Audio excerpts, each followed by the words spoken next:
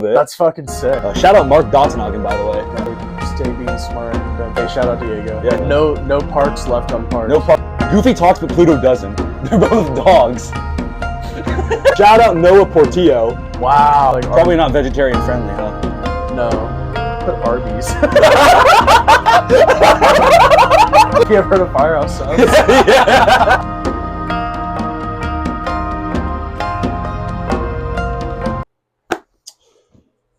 Greetings, fellow Handbookers, and welcome to the second episode of the hilarious Handbook.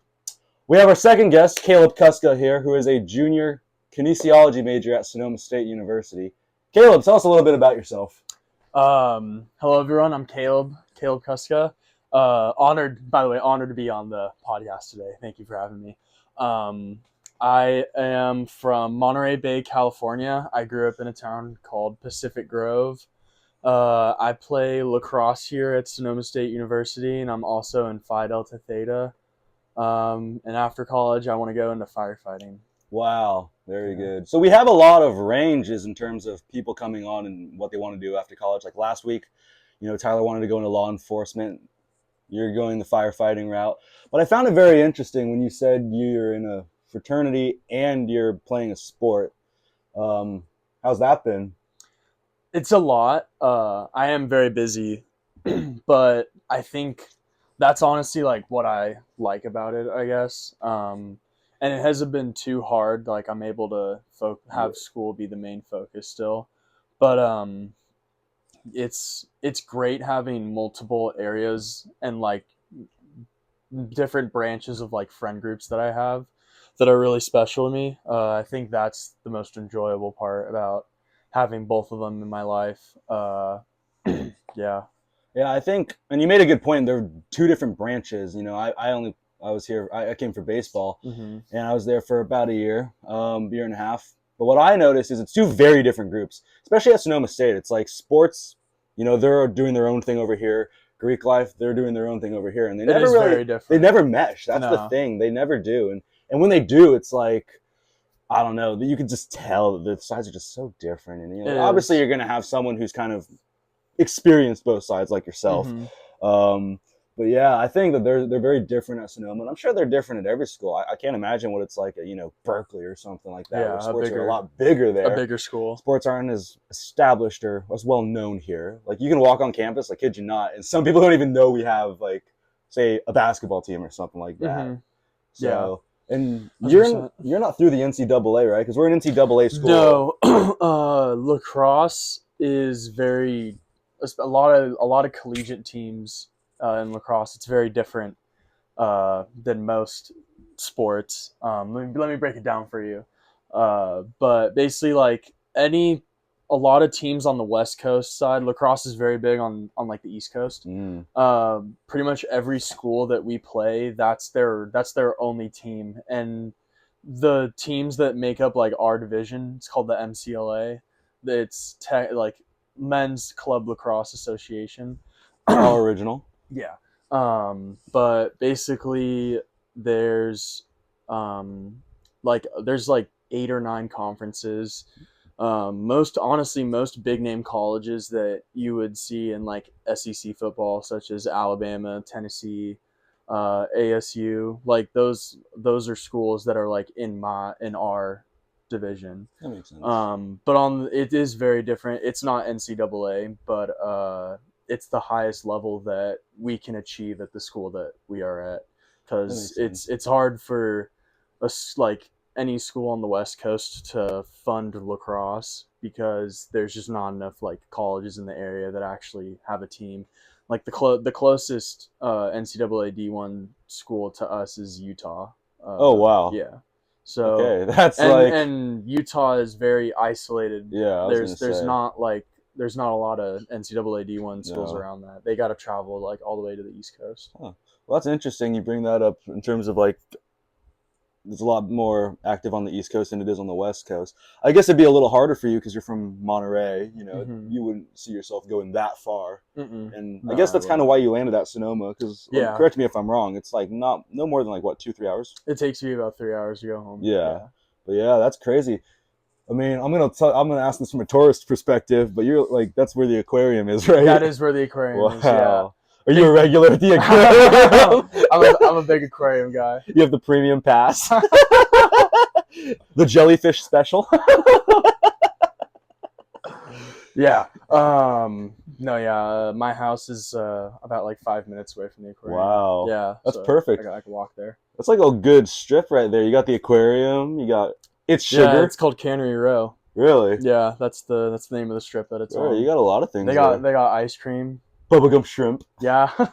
Shout out Forrest Gump. Yeah, shout out Forrest Gump. Wow, that's a lot of. I've been there twice actually. I've been there twice on vacation.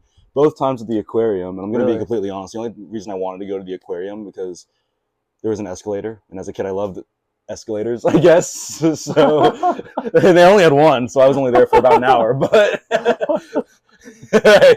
I saw some of it. That's fucking sick. Yeah, that's dope. I know, right? Big escalator type of guy. Big escalator guy. Well, you mentioned firefighter, right? Yeah. Have you ever heard of Firehouse Subs? Yeah. A free sub, like what is it? Like yeah, you get 50% off if you're a firefighter. So. Wow, really? Yeah. And is that the reason you want to go into firefighting? That's probably the main reason why I want to go into the career. Just for a sandwich. just for half off subs. A meatball sub. I mean, honestly, that brings us to our next little segment here. We're gonna call it Top 5. Okay. Caleb, what are your top 5 subs of all time? Oh my god, that's tough. Number 5. This does go in order. Okay. So number 5. I'm gonna go with actually a Sonoma sandwich, the Aztec from fucking Sonoma sourdough. Yeah, Sonoma sourdough. Wow, that's a good choice actually. That's a really good choice. Sonoma sourdough is pretty good. If you live in the Sonoma for the number area, 5, I'll do like a local sub, a local sub of sorts. Give a little local love, you know. Give back to the community a little bit. Shout out Sonoma sourdough. If you're in Roanoke Park, definitely check them out. Shout out Sonoma sourdough. Definitely check them out. Like $10 awesome. A sandwich. They're great sandwiches. Yeah. Good pre-party sandwiches. Whoa. Before you go to a party, that's money.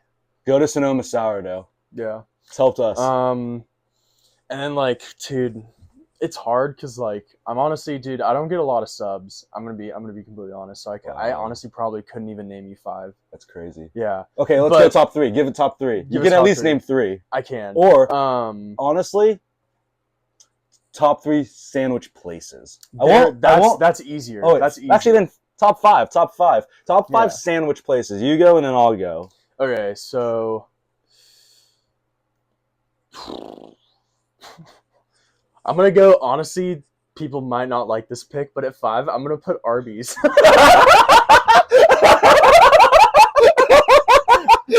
Arby's is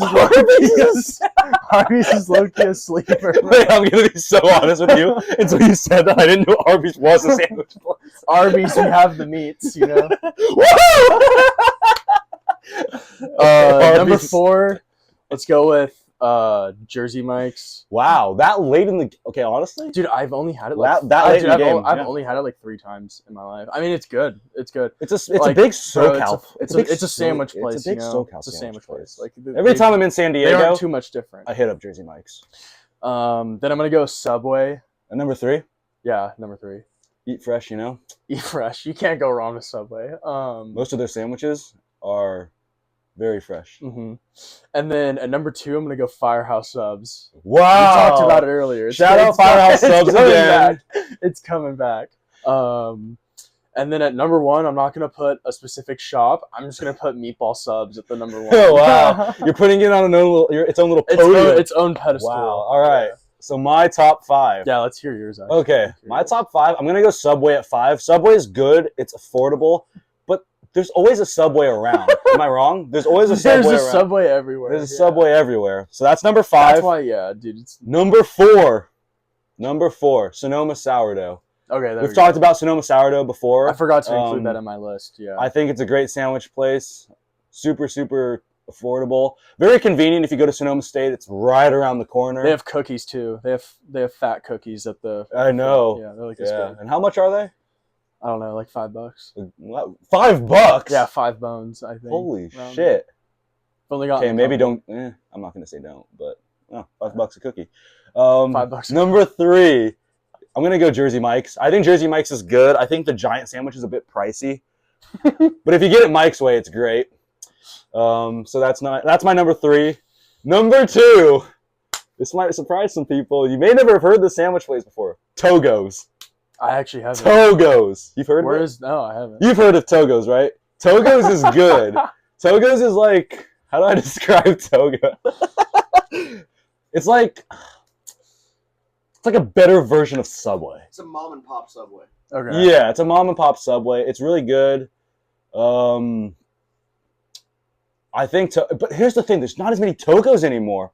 Again, you've got to go to SoCal to get Mission Viejo. Mission Viejo has a lot of Togos.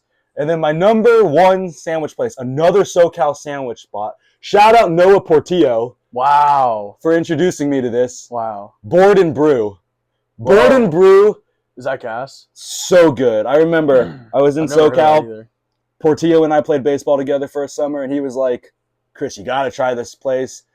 I don't even remember if it's local or not, but it's really, really good.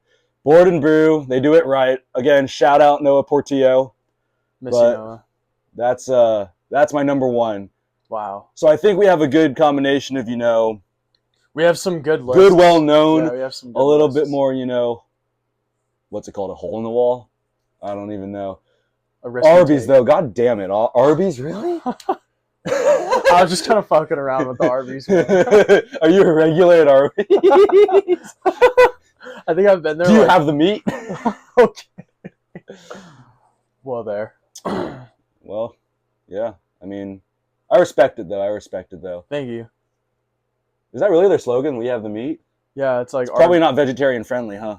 No. I heard they have, like, dude, every fucking fast food place has this, like, the like, vegan options. So they have, like, the vegetarian or, like, the vegan. And they don't. No, I think they do. Really? Yeah, like a Arby's. Dude, imagine an Arby's vegan meatball sub. You just rambled on. Does that sound appetizing? No, Arby's doesn't sound appetizing. Yeah. All right. Well, anyways. Enough with the sandwiches. We're going to move on to our next segment. Funny story segment. I know Lebington over here has a lot of funny stories from his days in Ropo. Back in my heyday. Back in his heyday.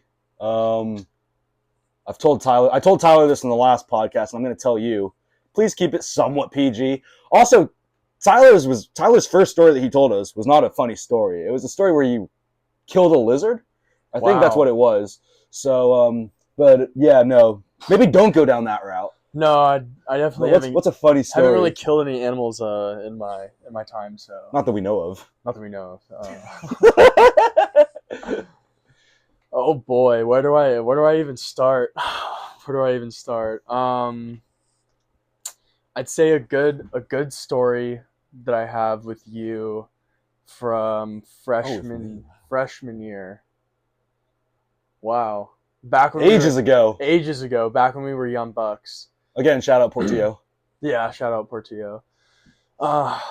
Honestly, that I can't even like think of any funny stories that we have. I'm trying to think of our freshman year and what we did. Well, it doesn't have to be me. It could be anyone. I want it to be you. Really? Let me think for a second.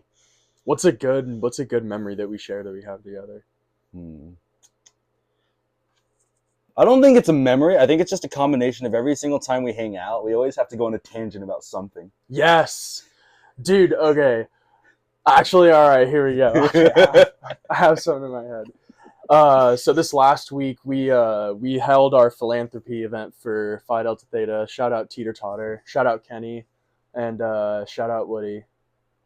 But every single night, we had to be there till 10 p.m. I don't think there was not one night where we didn't come up with like some new thing that we would just like ramble on about for fucking like hours and just be laughing about.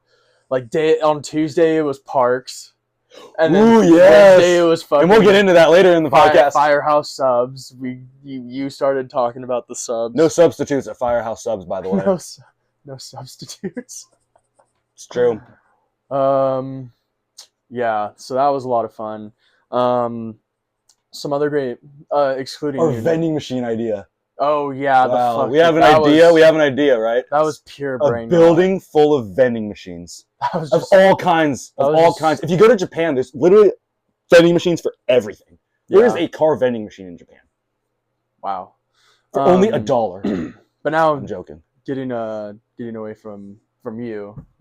I hate to steer the spotlight away from you. Steer the ship. Yeah, you know how it is. But I guess some great memories that I have from being here at Sonoma is definitely a lot in sports. Wow. Like if I'm not trying to make any jokes here, that being on a collegiate team and like traveling and all that stuff, that's been super fun. And it's really been a great experience that I've cherished. And then also just like living on my own. It's kind of crazy now that like we're like I literally buy my own groceries. Like I'm a grown ass adult, like I don't have food at home anymore. Like I gotta cook for myself, buy my own gas, Yeah. work a job. Like we're big dogs now. So we're big dogs now. We're on our way to adulthood. We're on our way to real life. So I know.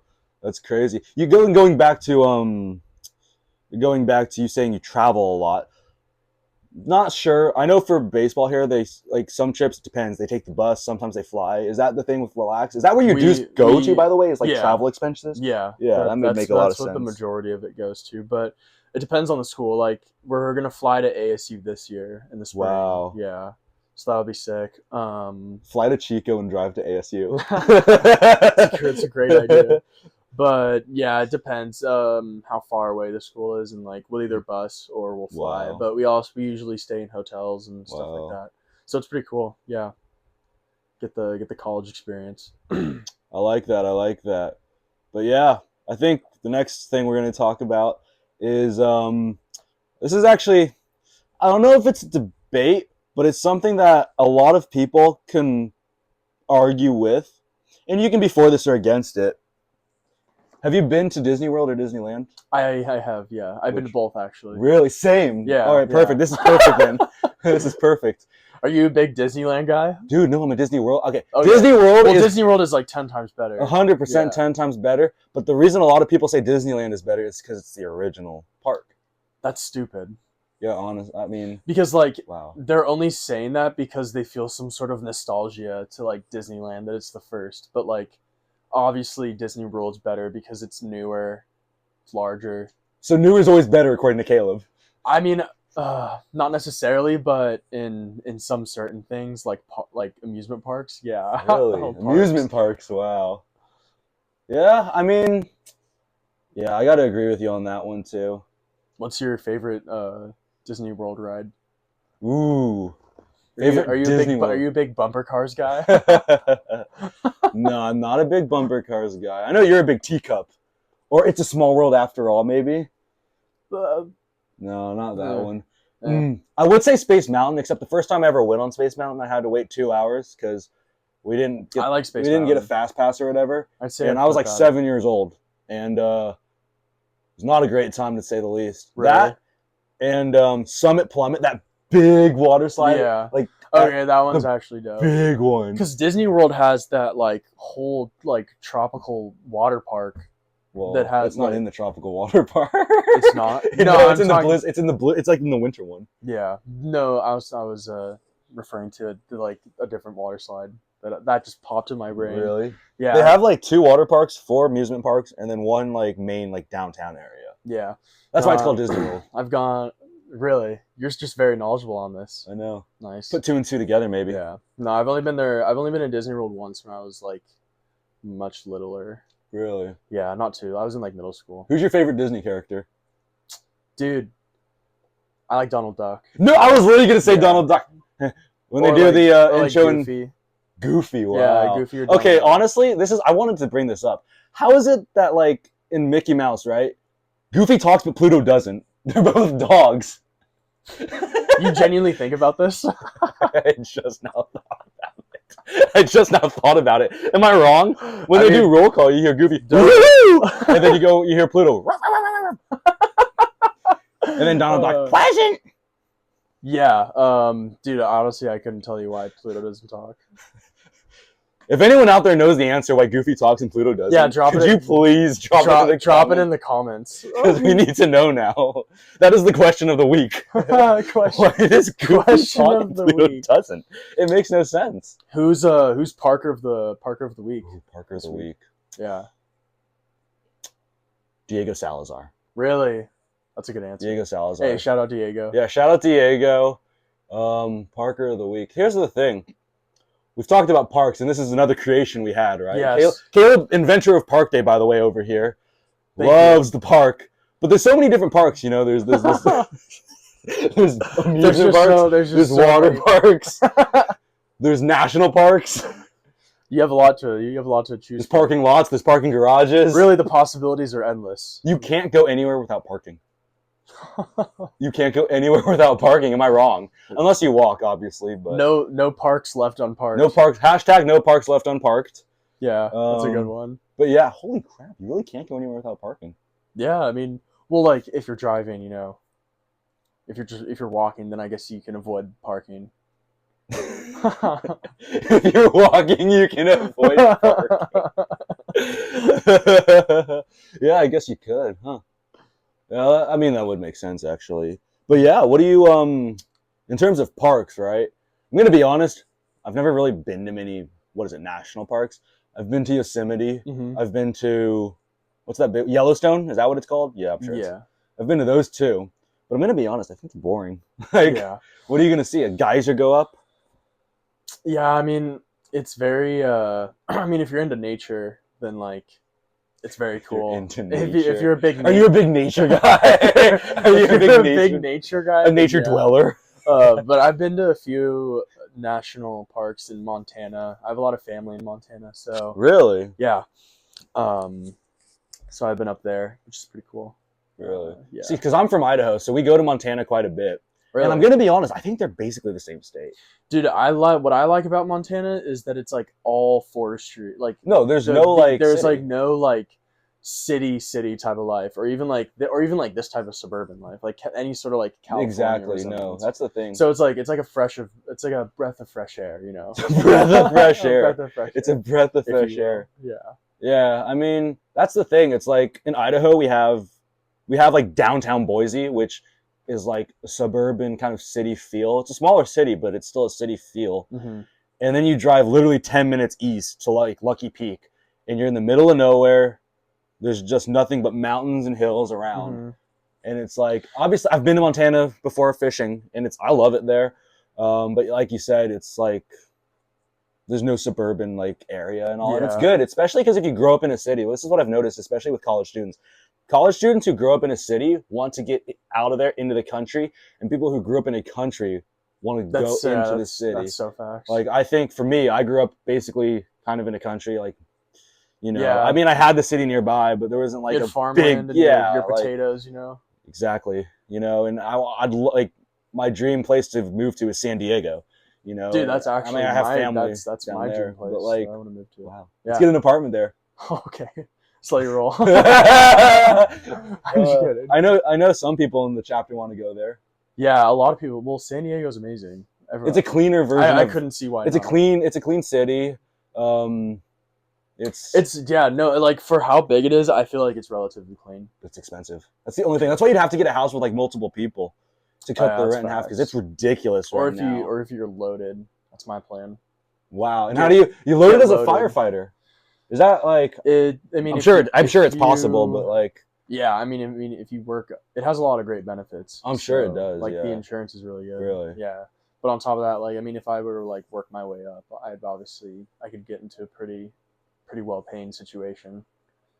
Yeah, just like any job. But. Yeah, no. And are there opportunities like that in San Diego? I'm not like the most educated. 100%. Really? Yeah, 100%. And that's something you'd probably look to see. Yeah, and I either want to go down firefighting, or I was also thinking about becoming a paramedic. Wow. I would working in an ambulance. Wow. And that kind of brings me to this next thing. I mean, you say your major is kinesiology. I would say kinesiology is one of the more challenging majors, especially. It's been a pain. You know? I mean, you got a couple classes with that. I think just balancing that, because business, it's so broad. Like, I'm a business major, you know, and you can do so many things. You can go into accounting, finance, management, marketing. You have all these paths. Wine business at Sonoma. You know, kinesiology, you can still, it's very broad still, but it's a lot. You don't have as much freedom in terms of your free time. I mean, there's and I definitely agree with that. Shout out all the kid majors at Sonoma State, by the way, if you're watching this. Shout out Chuck Guay. Shout out Chuck. Yeah, Chuck's a kid major too. But like most of the classes are just, it's a lot of like, it's very like hands-on. Like one of my classes, I work with special needs kids. Oh, nice. Yeah, which is actually really cool. But I go to like an elementary school in Santa Rosa. Oh, nice. And it's supposed to, we're learning about like motor development and that kind of stuff. Wow. So it's pretty broad, honestly. Like there's a lot of stuff, and like anatomy and like physiology, a lot of confusing stuff. Well, it sounds like you're mainly like your GEs. Your GEs are all pretty much completed. Yeah, and now you're getting into what's actually exactly. Like, now I'm like, now I'm finally like actually doing my major, so it's pretty cool. Well, we're about to wrap this podcast up.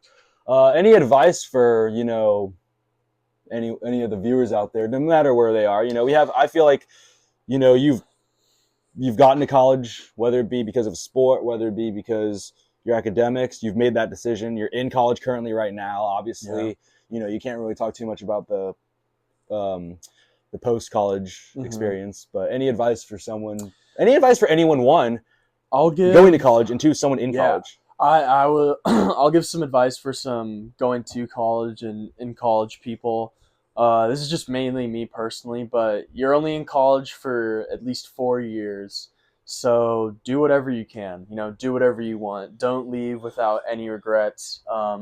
That's kind of how I've been treating college so far. Do what you want to do. I mean, this is your time to like start maturing and like you're learning new things about yourself. You're growing as a person. Like, do whatever you want. Have fun and stay locked in. Stay being smart. Don't do anything stupid. Stay being smart. Stay being smart. Stay being smart. That's a crazy statement. That's a good one. I think piggybacking off of you, I know one of our friends said this multiple times. Shout out Mark Dottenhagen, by the way. Yeah, shout out Mark. You know, he said this. He was like, crazy name drop. You're never going to be in this position again. Yeah. And he mentioned like we have, like, Kaleb literally lives down the street from me. A lot of the boys literally live less than 5 minutes away. You're never going to all live within a 10-minute span. Yeah, you're never going to be next to all your friends again. again. You're never going to do this again. Once you graduate, you go off, you do your own thing, you get married, you start a family, you know, all those relationships. And obviously, I'm a big believer in college relationships, the connections you make and all that, those friendships and everything. You know, they definitely stick a lot more than high school. I feel like high school, it's kind of dwells out. I feel like, I mean, obviously, I try my best to keep those connections. But I mean, I definitely talk to a lot of people I went to high school with, but it's very different. But I think, like he said, just kind of staying in the moment. And also the biggest thing is just getting like out there and, you know, promoting yourself in terms of like, obviously, like jobs. Put yourself out there. Yeah, exactly. Don't be afraid to put yourself out there. Don't be afraid. And, you know, I think I read this thing. It's whether you're a freshman, sophomore, whatever, the only time you should be in your like house or dorm is when you're sleeping. I think I'm a big believer in, even if you're doing homework, go to the library, go to the student center, you know, go to the gym, always find something to do, because a lot of people, you know, they stay in their dorm, they stay in their house, they don't really get out there, and it's not going to come in through the door to you. You know, you got to go out there, and it's something as simple, like I said, doing your homework in the library. You never know the connections you're going to make. For all you know, someone in your class that you're studying with in the library is going to be the CEO of a big business down the road. You never know. Sending it with the library with the boys. Honestly, sending it. Woohoo! But yeah, we're signing off though. Tune in again next week. We'll have another guest. Thank you again. It was Lebington from. Hopefully, I was entertaining enough. But get a little woohoo. Woo! All right, we're signing out.